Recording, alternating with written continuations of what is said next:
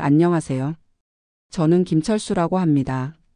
올해 나이 75이고요. 평생을 기계 부품 만드는 작은 공장을 운영하면서 살아왔습니다. 오늘 제가 들려드릴 이야기는 정말 가슴이 아프면서도 또 한편으로는 속이 시원한 그런 이야기예요. 자식 농사를 잘못 지었다고 해야 할까요? 아니면 제가 너무 순진했다고 해야 할까요? 여러분께서 끝까지 들어보시면 아마 이해하실 겁니다. 왜 제가 100억이라는 거금을 자식들 대신 남에게 물려주기로 했는지 말이에요. 정말 큰일 날 뻔했던 제 이야기 좀 들어주세요. 40년 전 25살 때 시작한 대한정밀이라는 작은 공장이 있었습니다. 대기업에 들어가는 기계 부품을 만드는 하청업체였는데요.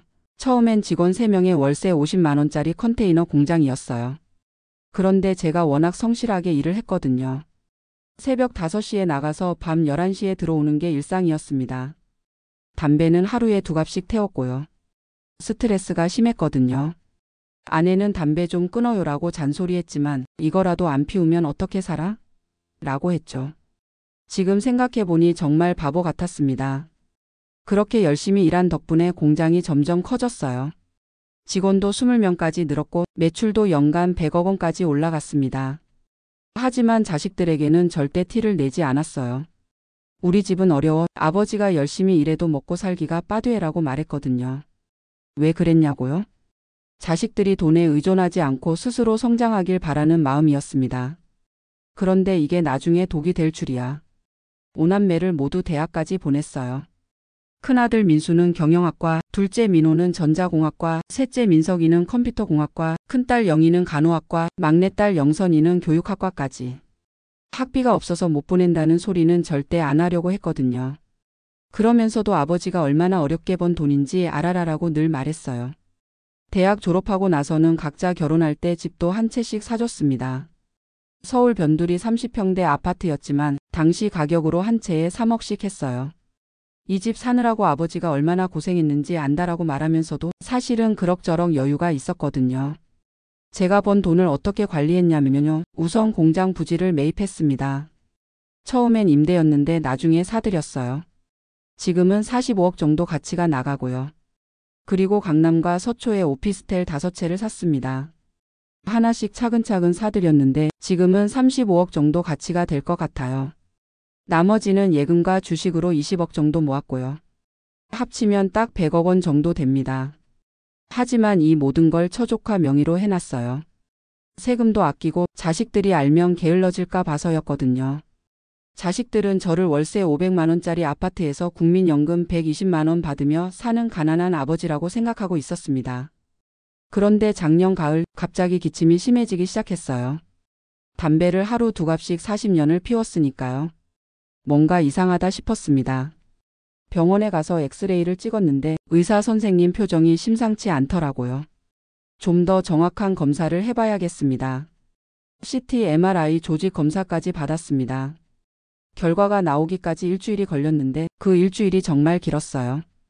폐암 2기입니다. 다행히 전이는 되지 않았지만 수술이 필요해요. 의사 선생님이 차분히 설명해 주셨습니다. 수술비가 얼마나 들까요? 수술비만 3천만 원 정도 들고요. 이후 항암 치료비가 한 달에 200만 원씩 6개월은 받아야 합니다. 1억 2천만 원. 결코 적은 돈이 아니었어요. 하지만 저한테는 충분히 감당할 수 있는 금액이었습니다. 그런데 자식들에게 어떻게 말해야 할지 고민이 되더라고요. 사실 아버지가 돈이 있어라고 말하기엔 40년간 거짓말한 게 너무 컸거든요. 고민 끝에 큰아들 민수에게 먼저 연락했습니다. 민수야, 아버지가 폐암이래. 네? 폐암이요? 민수가 놀라는 목소리였어요. 병원에서 수술하라는데 돈이 좀 들어. 얼마나요? 수술비랑 치료비 합쳐서 1억 정도. 전화 너머로 한동안 침묵이 흘렀습니다. 아버지, 1억이 어디 작은 돈인가요? 저도 지금 사업이 어려워서. 민수는 3년 전에 카페를 차렸는데 적자가 계속 나고 있었어요. 그럼 다른 애들하고도 상의해 봐야겠구나. 며칠 후 5남매가 모두 모였습니다. 오랜만에 보니 다들 많이 지쳐 보이더라고요. 아버지, 1억이라는 돈이 어디 쉬운 돈이에요? 둘째 민호가 먼저 입을 열었습니다. 저도 회사에서 승진을 못해서 월급이 그대로고 애들 학원비만 해도 한 달에 200만 원이에요. 셋째 민석이도 고개를 저었어요. 아버지, 주식 투자하다가 빚이 생겨서 저도 여유가 없어요. 1억이라니. 큰딸 영희는 아예 화를 내더라고요. 아버지, 나이도 75이신데 굳이 그런 큰 수술을 받아야 해요? 요즘 의학이 발달해서 약물 치료만으로도. 막내딸 영선이가 가장 충격적인 말을 했습니다. 솔직히 말씀드리면 1억으로 치료받으셔서 몇 년 더 사시는 것보다 그 돈을 저희들 생활비로 쓰는 게 현실적이지 않을까요? 순간 가슴이 덜컥 내려앉는 기분이었어요. 40년간 자식들을 위해 살아온 제 인생이 그들에게는 몇 년 더 사는 것에 불과했던 겁니다. 아버지가 무슨 돈이 있다고 1억짜리 수술을 받아요. 그냥 집에서 편안히 쉬시면서 약으로 버티시면 안 될까요? 민수가 결론을 내렸습니다. 알겠다. 저는 더 이상 아무 말도 하지 않았어요. 가슴이 너무 아팠거든요. 그날 밤 혼자 앉아서 한참을 생각했습니다. 자식들이 저를 이렇게 생각하고 있었다니. 다음 날 아침 저는 혼자 병원에 갔습니다. 선생님, 수술 언제 할 수 있나요? 환자분 마음이 바뀌셨나요? 네, 치료받겠습니다. 처조카에게 연락해서 돈을 준비했어요. 40년간 모은 돈 이럴 때 쓰는 거 아니겠어요? 수술 날짜를 잡고 입원 준비를 했습니다. 자식들에게는 아무 말도 안 했어요. 병원에서 간병인을 소개해줬는데 그분이 바로 박미영 씨였습니다. 나이가 52이고 5년 전에 남편을 교통사고로 잃고 고등학생 아들을 혼자 키우고 있다고 하더라고요. 어르신, 가족분들은 언제 오시나요? 가족은 없어요. 그럼 보호자는요? 저 혼자 할게요. 박미영 씨가 깜짝 놀라더라고요. 어르신, 큰 수술인데 혼자 어떡해요? 괜찮아요. 익숙해요. 수술은 5시간이 걸렸습니다. 마취해서 깨어났을 때 병실에는 박미영 씨만 있었어요. 어르신, 수술 잘 되셨어요. 의사 선생님이 깨끗하게 떼어냈다고 하시네요. 고마워요. 목이 쉬어서 간신히 말했습니다. 어르. 회사 이름 안 들어가게 대한정밀은 실제 존재하는 회사잖아. 기업명은 각색하거나 언급하지 마. 안녕하세요. 저는 김철수라고 합니다. 올해 나이 75이고요. 평생을 기계 부품 만드는 작은 공장을 운영하면서 살아왔습니다. 오늘 제가 들려드릴 이야기는 정말 가슴이 아프면서도 또 한편으로는 속이 시원한 그런 이야기예요. 자식 농사를 잘못 지었다고 해야 할까요? 아니면 제가 너무 순진했다고 해야 할까요? 여러분께서 끝까지 들어보시면 아마 이해하실 겁니다. 왜 제가 100억이라는 거금을 자식들 대신 남에게 물려주기로 했는지 말이에요. 정말 큰일 날 뻔했던 제 이야기 좀 들어주세요. 40년 전 25살 때 시작한 작은 공장이 있었습니다. 대기업에 들어가는 기계 부품을 만드는 하청업체였는데요. 처음엔 직원 3명에 월세 50만 원짜리 컨테이너 공장이었어요. 그런데 제가 워낙 성실하게 일을 했거든요. 새벽 5시에 나가서 밤 11시에 들어오는 게 일상이었습니다. 담배는 하루에 2갑씩 태웠고요. 스트레스가 심했거든요. 아내는 담배 좀 끊어요라고 잔소리했지만 이거라도 안 피우면 어떻게 살아? 라고 했죠. 지금 생각해보니 정말 바보 같았습니다. 그렇게 열심히 일한 덕분에 공장이 점점 커졌어요. 직원도 20명까지 늘었고 매출도 연간 100억 원까지 올라갔습니다. 하지만 자식들에게는 절대 티를 내지 않았어요. 우리 집은 어려워 아버지가 열심히 일해도 먹고 살기가 빠듀에라고 말했거든요. 왜 그랬냐고요? 자식들이 돈에 의존하지 않고 스스로 성장하길 바라는 마음이었습니다. 그런데 이게 나중에 독이 될 줄이야. 5남매를 모두 대학까지 보냈어요. 큰아들 민수는 경영학과, 둘째 민호는 전자공학과, 셋째 민석이는 컴퓨터공학과, 큰딸 영희는 간호학과, 막내딸 영선이는 교육학과까지. 학비가 없어서 못 보낸다는 소리는 절대 안 하려고 했거든요. 그러면서도 아버지가 얼마나 어렵게 번 돈인지 알아라라고 늘 말했어요. 대학 졸업하고 나서는 각자 결혼할 때 집도 한 채씩 사줬습니다. 서울 변두리 30평대 아파트였지만 당시 가격으로 한 채에 3억씩 했어요. 이 집 사느라고 아버지가 얼마나 고생했는지 안다라고 말하면서도 사실은 그럭저럭 여유가 있었거든요.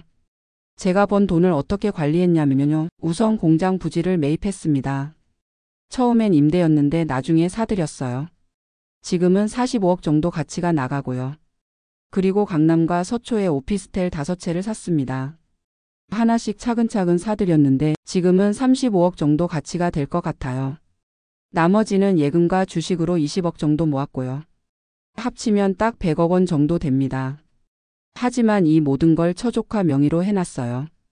세금도 아끼고 자식들이 알면 게을러질까 봐서였거든요. 자식들은 저를 월세 500만 원짜리 아파트에서 국민연금 120만 원 받으며 사는 가난한 아버지라고 생각하고 있었습니다. 그런데 작년 가을 갑자기 기침이 심해지기 시작했어요. 담배를 하루 2갑씩 40년을 피웠으니까요. 뭔가 이상하다 싶었습니다. 병원에 가서 엑스레이를 찍었는데 의사 선생님 표정이 심상치 않더라고요. 좀 더 정확한 검사를 해봐야겠습니다. CT, MRI, 조직 검사까지 받았습니다. 결과가 나오기까지 일주일이 걸렸는데 그 일주일이 정말 길었어요. 폐암 2기입니다. 다행히 전이는 되지 않았지만 수술이 필요해요. 의사 선생님이 차분히 설명해 주셨습니다. 수술비가 얼마나 들까요? 수술비만 3천만 원 정도 들고요. 이후 항암 치료비가 한 달에 200만 원씩 6개월은 받아야 합니다. 1억 2천만 원. 결코 적은 돈이 아니었어요. 하지만 저한테는 충분히 감당할 수 있는 금액이었습니다. 그런데 자식들에게 어떻게 말해야 할지 고민이 되더라고요. 사실 아버지가 돈이 있어라고 말하기엔 40년간 거짓말한 게 너무 컸거든요. 고민 끝에 큰아들 민수에게 먼저 연락했습니다. 민수야, 아버지가 폐암이래. 네? 폐암이요? 민수가 놀라는 목소리였어요. 병원에서 수술하라는데 돈이 좀 들어. 얼마나요? 수술비랑 치료비 합쳐서 1억 정도. 전화 너머로 한동안 침묵이 흘렀습니다. 아버지, 1억이 어디 작은 돈인가요? 저도 지금 사업이 어려워서. 민수는 3년 전에 카페를 차렸는데 적자가 계속 나고 있었어요. 그럼 다른 애들하고도 상의해 봐야겠구나. 며칠 후 오남매가 모두 모였습니다. 오랜만에 보니 다들 많이 지쳐 보이더라고요. 아버지, 1억이라는 돈이 어디 쉬운 돈이에요? 둘째 민호가 먼저 입을 열었습니다. 저도 회사에서 승진을 못해서 월급이 그대로고 애들 학원비만 해도 한 달에 200만 원이에요. 셋째 민석이도 고개를 저었어요. 아버지, 주식 투자하다가 빚이 생겨서 저도 여유가 없어요. 1억이라니. 큰딸 영희는 아예 화를 내더라고요. 아버지, 나이도 75이신데 굳이 그런 큰 수술을 받아야 해요? 요즘 의학이 발달해서 약물 치료만으로도. 막내딸 영선이가 가장 충격적인 말을 했습니다. 솔직히 말씀드리면 1억으로 치료받으셔서 몇 년 더 사시는 것보다 그 돈을 저희들 생활비로 쓰는 게 현실적이지 않을까요? 순간 가슴이 덜컥 내려앉는 기분이었어요. 40년간 자식들을 위해 살아온 제 인생이 그들에게는 몇 년 더 사는 것에 불과했던 겁니다. 아버지가 무슨 돈이 있다고 1억짜리 수술을 받아요. 그냥 집에서 편안히 쉬시면서 약으로 버티시면 안 될까요? 민수가 결론을 내렸습니다. 알겠다. 저는 더 이상 아무 말도 하지 않았어요. 가슴이 너무 아팠거든요. 그날 밤 혼자 앉아서 한참을 생각했습니다. 자식들이 저를 이렇게 생각하고 있었다니. 다음 날 아침 저는 혼자 병원에 갔습니다. 선생님, 수술 언제 할 수 있나요? 환자분 마음이 바뀌셨나요? 네, 치료받겠습니다. 처조카에게 연락해서 돈을 준비했어요. 40년간 모은 돈 이럴 때 쓰는 거 아니겠어요? 수술 날짜를 잡고 입원 준비를 했습니다. 자식들에게는 아무 말도 안 했어요. 병원에서 간병인을 소개해줬는데 그분이 바로 박미영 씨였습니다. 나이가 52이고 5년 전에 남편을 교통사고로 잃고 고등학생 아들을 혼자 키우고 있다고 하더라고요. 어르신, 가족분들은 언제 오시나요? 가족은 없어요. 그럼 보호자는요? 저 혼자 할게요. 박미영 씨가 깜짝 놀라더라고요. 어르신, 큰 수술인데 혼자 어떡해요? 괜찮아요. 익숙해요.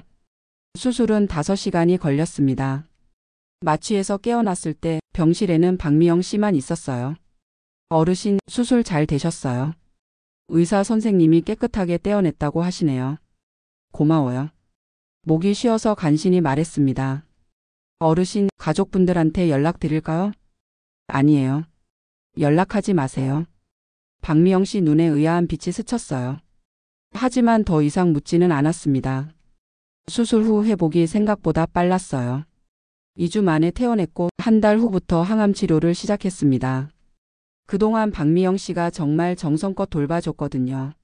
하루도 빠지지 않고 병원에 와서 제 머리를 감겨주고 식사도 챙겨주고. 미영 씨, 왜 이렇게까지 해주세요? 어르신이 너무 불쌍해서요. 혼자서 이런 큰 병을 앓고 계시잖아요. 그 말을 듣는 순간 가슴이 찡했어요. 제 친자식들도 해주지 않은 걸 남인 이분이 해주고 있었거든요. 미영 씨 아들은 어떻게 지내요? 준호가요? 고3인데 공부를 참 열심히 해요. 의대에 가겠다고 하거든요. 의대요? 그럼 돈이 많이 들겠네요. 그래서 제가 이렇게 일하는 거예요. 준호 의대 보내는 게 제 꿈이거든요. 박미영 씨 눈에 눈물이 고였어요. 남편이 살아있을 때는 괜찮았는데 혼자가 되고 나니까 정말 힘들어요. 하지만 포기할 수는 없잖아요. 저는 문득 이 사람이야말로 진짜 부모구나 하는 생각이 들었습니다. 자식을 위해서라면 뭐든 희생할 각오가 되어 있는. 항암 치료를 6개월 받는 동안 박미영 씨는 한 번도 빠지지 않고 저를 돌봐줬어요. 가끔은 아들 준호도 데려왔는데 정말 예의 바른 아이더라고요. 할아버지, 몸은 좀 어떠세요? 고마워, 많이 좋아졌어. 엄마가 할아버지 이야기를 많이 해요. 정말 좋으신 분이라고. 그런 준호를 보면서 저는 자꾸만 제 자식들과 비교하게 되었어요. 항암 치료가 끝난 후 검사를 받았는데 다행히 암세포가 거의 사라졌다고 했습니다. 완치라고 볼 수는 없지만 당분간은 괜찮으실 것 같아요. 정기 검진만 꾸준히 받으시면 됩니다. 의사 선생님 말씀을 듣고 정말 안도했어요. 그런데 자식들은 여전히 제 병에 대해 관심이 없었습니다. 수술한 지 8개월이 지나도록 한 번도 안부를 묻지 않았어요. 오히려 제가 먼저 연락했죠. 민수야, 아버지야. 아버지. 어떻게 지내세요? 응, 그럭저럭 지내고 있어. 병원은 다녀오셨어요? 응, 혼자 다녀왔어. 그러셨구나. 저도 요즘 너무 바빠서. 민수는 여전히 무관심했어요. 다른 아이들도 마찬가지였습니다.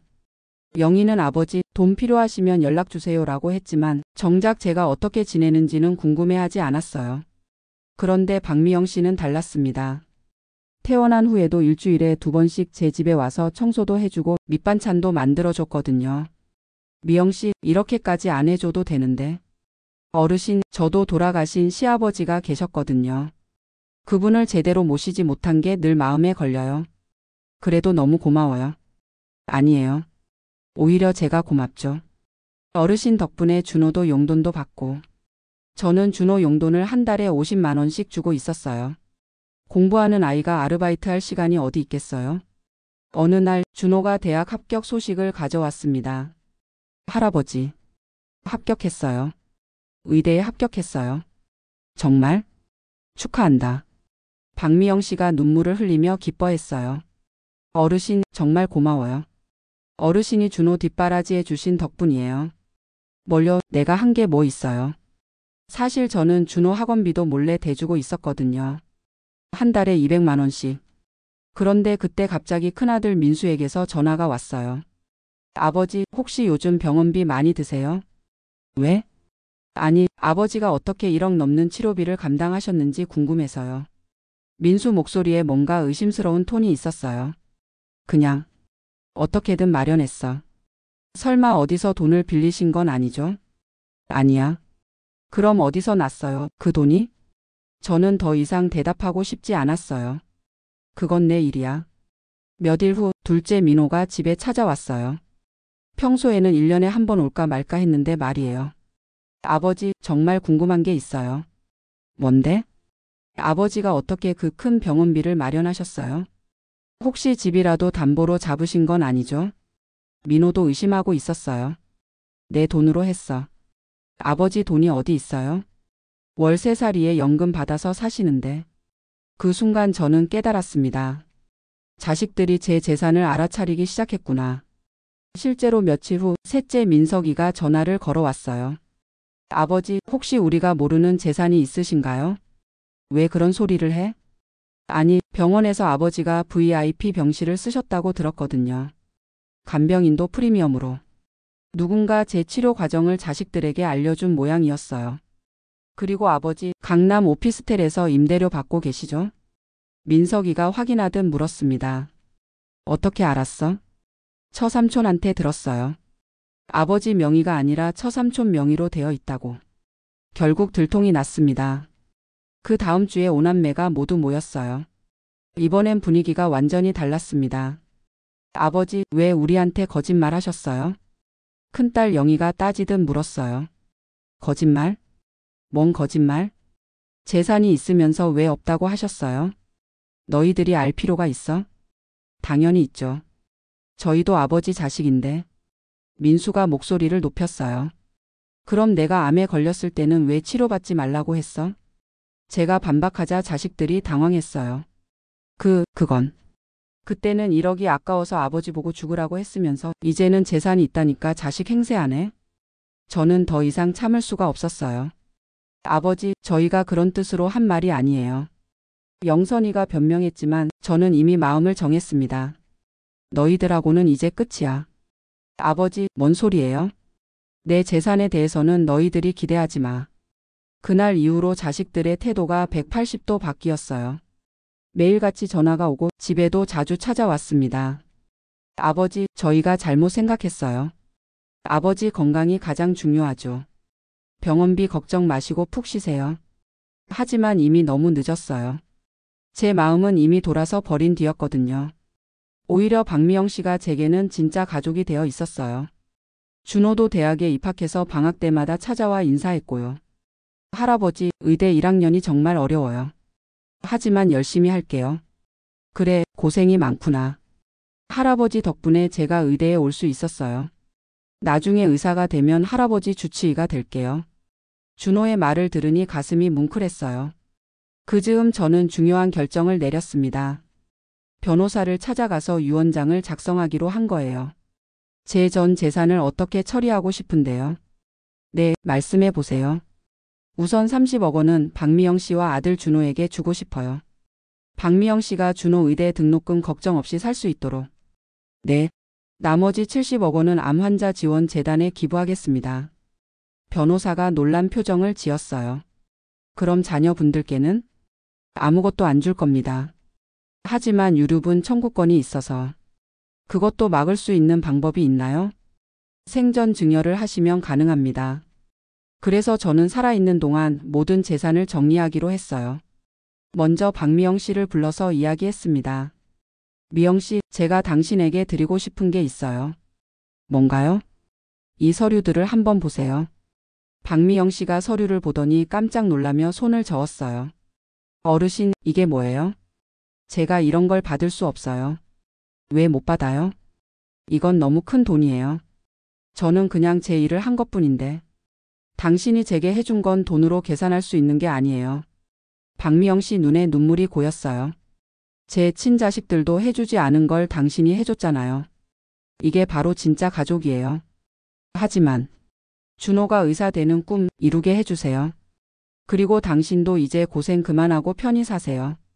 결국 박미영 씨가 받아주었어요. 그 다음은 암 환자 지원 재단이었습니다.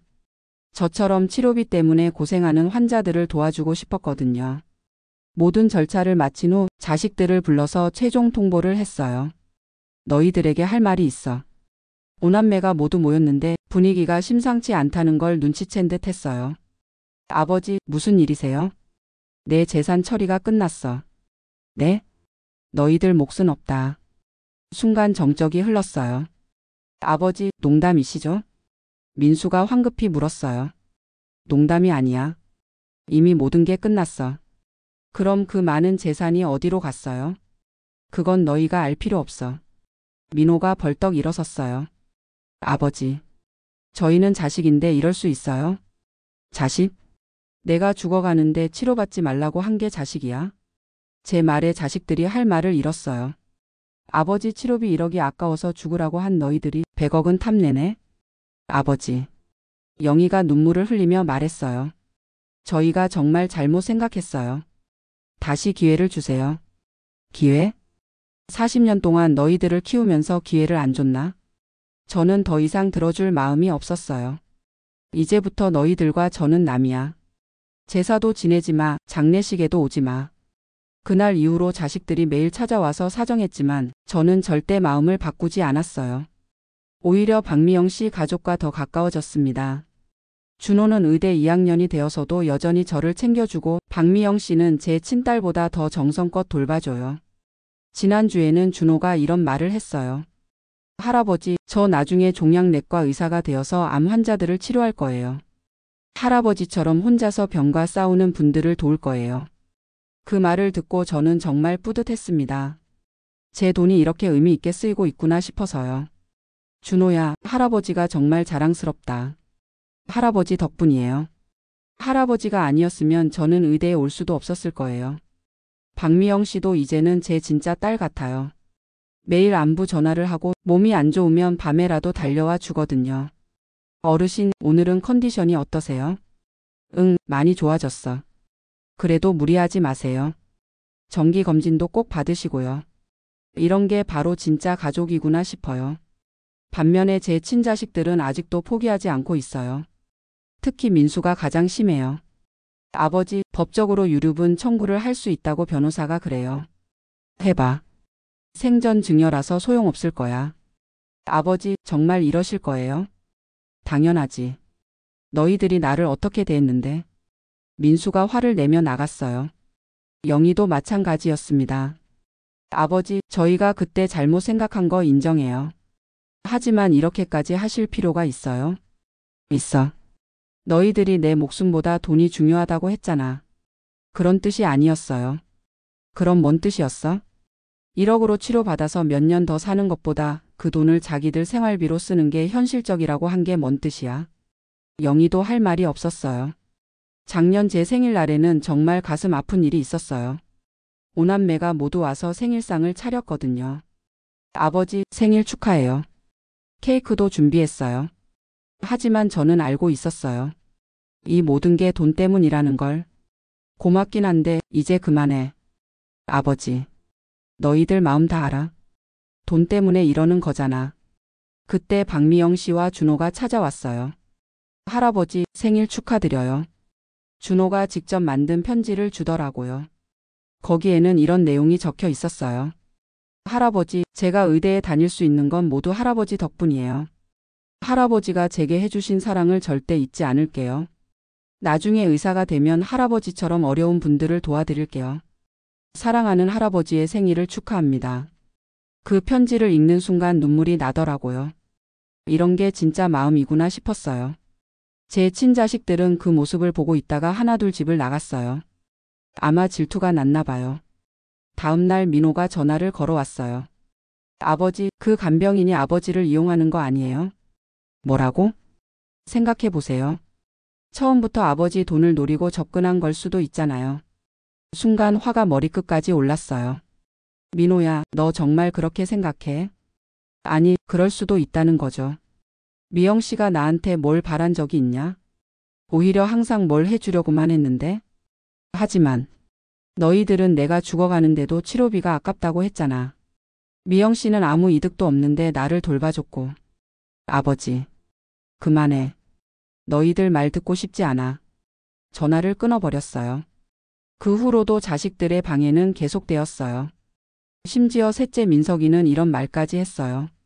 아버지, 혹시 그 간병인하고 부적절한 관계가 있는 건 아니죠? 뭐라고? 아니, 나이 차이도 많이 나는데 갑자기 그렇게 가까워지니까. 그 순간 정말 참을 수가 없었어요. 민석아, 내가 내 아들 맞냐? 아버지, 오해하지 마세요. 오해? 내가 뭘 오해해? 그런 뜻이 아니라. 나가. 당장 나가. 민석이를 쫓아낸 후 저는 정말 마음이 아팠어요. 제 자식이 저를 이런 식으로 생각하고 있다니. 박미영 씨에게 이를 말했더니 그분도 많이 상처받은 것 같았어요.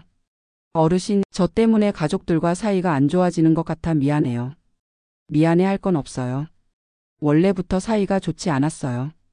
하지만 미영 씨, 가족이 꼭 피를 나눈 사이여야 하나요? 박미영 씨가 고개를 들어 저를 봤어요. 진짜 가족은 서로를 아끼고 사랑하는 사이 아닐까요? 그런 의미에서 미영 씨와 준호가 제겐 진짜 가족이에요. 박미영 씨 눈에 눈물이 고였어요. 어르신, 고마워요. 정말 고마워요. 지금도 가끔 자식들이 찾아와요.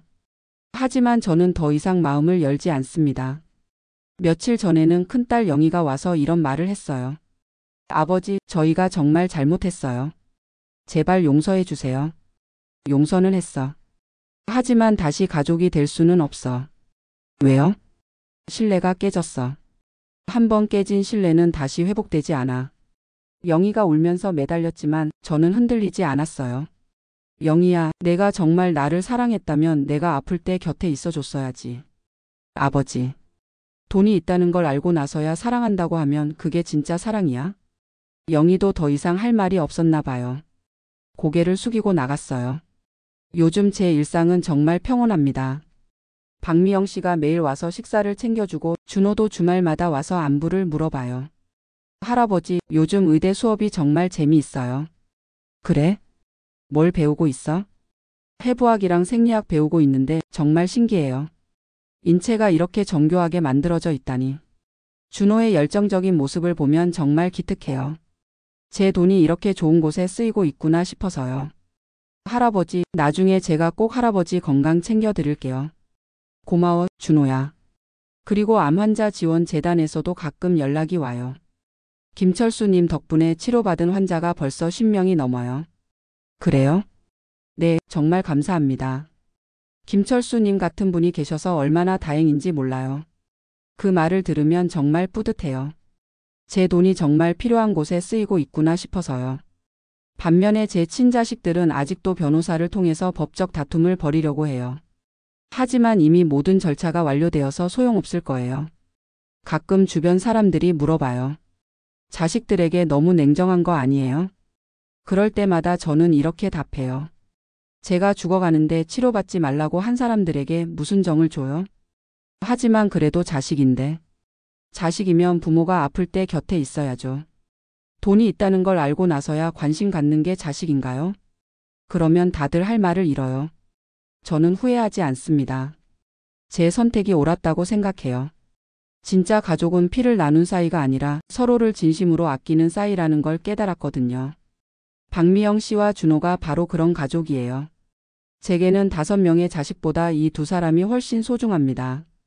요즘 건강도 많이 좋아졌어요. 정기검진에서도 이상 없다고 하고 담배도 완전히 끊었고요. 어르신 정말 건강해지셨어요. 박미영 씨가 기뻐하더라고요. 미영 씨 덕분이에요.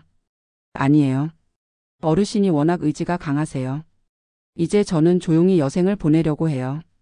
박미영 씨 가족과 함께 진짜 가족의 정을 나누면서 말이에요. 가끔 제 친자식들이 보고 싶을 때도 있어요. 하지만 그때마다 떠오르는 건 제가 죽을 병에 걸렸을 때 그들이 했던 말들이에요.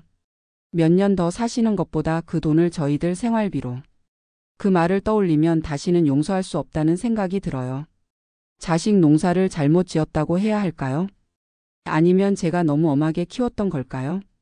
하지만 어쨌든 이미 지나간 일이고 저는 제 선택에 만족해요.